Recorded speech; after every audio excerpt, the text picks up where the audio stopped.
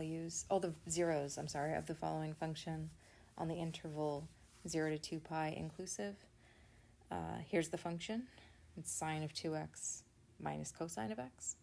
Remember that the zeros of a function are all of the input values, or the x values, which give you an output of 0. So if we're trying to find zeros, the first thing to do is to set your function equal to 0, and then you just got to solve for x. So that's what I did here in step 1. I set the function equal to 0. Step 2 and 3, we're trying to solve for x. So what I did was I moved cosine to the other side of the equation by adding cosine to both sides. And then I employed this trig identity right here. Cosine of x is equal to sine of pi over 2 plus or minus x. What this identity is saying in a formal way is just that the cosine function and the sine function are horizontal shifts of one another. So if I took the sine function and shifted it to the left or right sufficiently, I would get the cosine function, and vice versa. I don't have a way to intuitively describe how I arrived at step 2 and 3. What I would suggest when you're solving these kinds of equations is just to have a list of trig identities in front of you and just guess and check. That's what I did. And this was the one that worked out well, because when I employed this trig identity between step 2 and 3, what I arrived at was this. I have sine of some input involving x is equal to sine of another input involving x. And because sine is a function, I can set those inputs equal to one another. However, with the caveat that, sine function has a period of 2 pi. So these two inputs that I set equal to one another aren't going to be just strictly equal. They're only going to be equal up to a factor of 2 pi, because 2 pi, when you travel 2 pi around the unit circle, that's one full turn, you get back to where you started. So all of our outputs for sine are going to repeat for every time we travel around the unit circle once.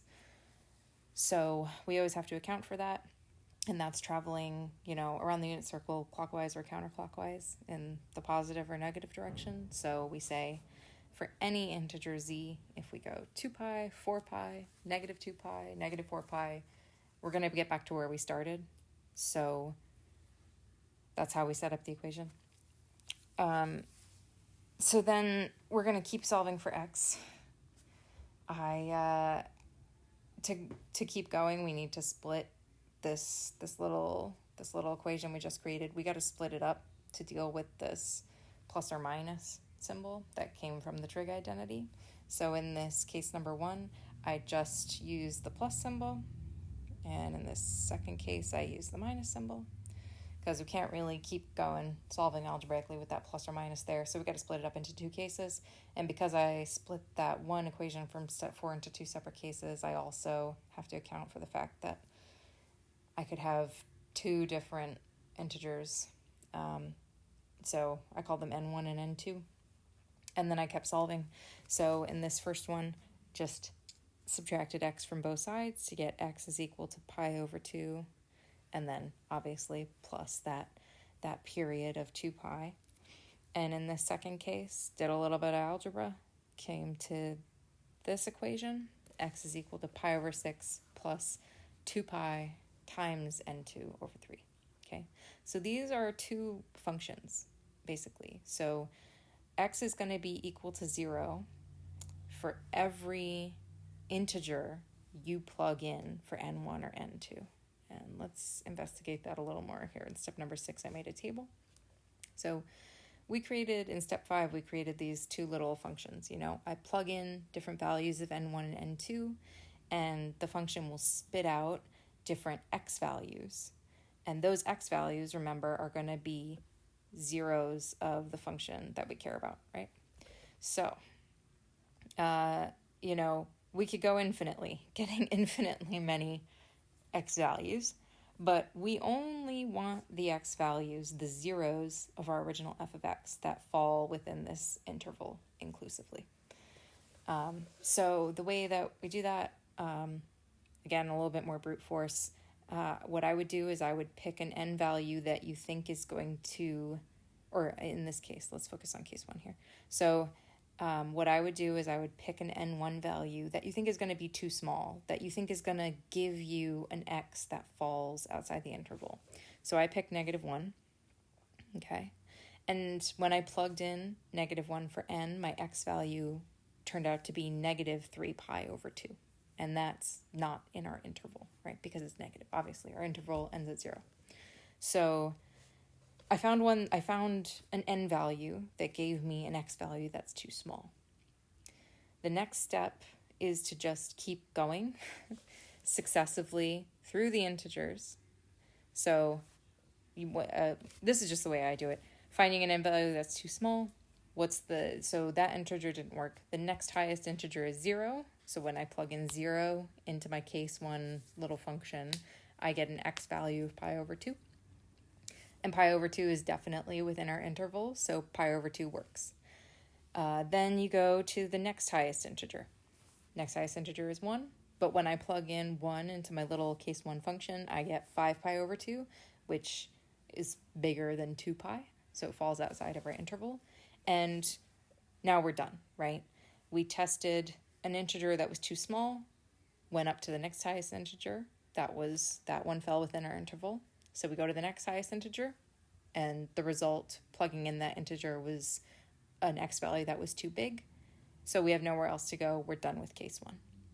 So case 1 only gave us one solution that fell within our interval, and that solution was x is equal to pi over 2 when we plugged in n1 equals to 0.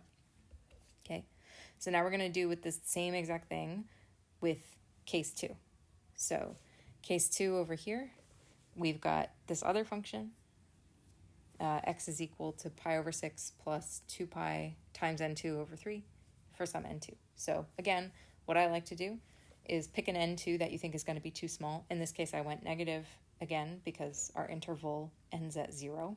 So I picked an n2 value of -1, and that when I plugged in -1 into my little case 2 function, it gave me an output x is equal to negative pi over 2. Negative pi over 2 is not in our interval. So I can ignore it, move on to the next value.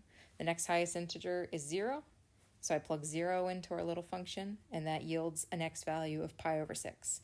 Pi over 6 is definitely in the interval, so that works, which is, I don't know if you can tell, I put the ones that didn't work in red. We were ignoring those. So 0 worked, move to the next highest integer. The next highest integer is 1. When I plug in 1 for n2, it gives me a value of x. That's x is equal to 5 pi over 6. 5 pi over 6 is in our interval, so that works. Move to the next highest integer. So n2 is equal to 2. When I plug in 2, I get x is equal to 3 pi over 2. 3 pi over 2 is in our interval. That works. So then we go to the next highest integer. n2 is equal to 3. And this is where we stop, because when we plug in n2 is equal to 3 into our little case 2 function, we get x is equal to 13 pi over 6. 13 pi over 6 is bigger than 2 pi. So it falls outside of our interval. We're done, right? So we started with an n value that was too small. We kept going up by 1 until we got to an n value that was too big, and we stopped. And we only preserve the values that are in our interval. So we got 3 values out of this little case 2 function, and they are pi over 6, 5 pi over 6, and 3 pi over 2. So remember, both of the cases work. They're both going to give us zeros for our original function, f of x. So we're going to combine the solutions from both cases to make our final solution set for the original question. So for the function, f of x is equal to sine of 2x minus cosine x. That function is going to be equal to 0 for all of these x values from 0 to 2 pi inclusive.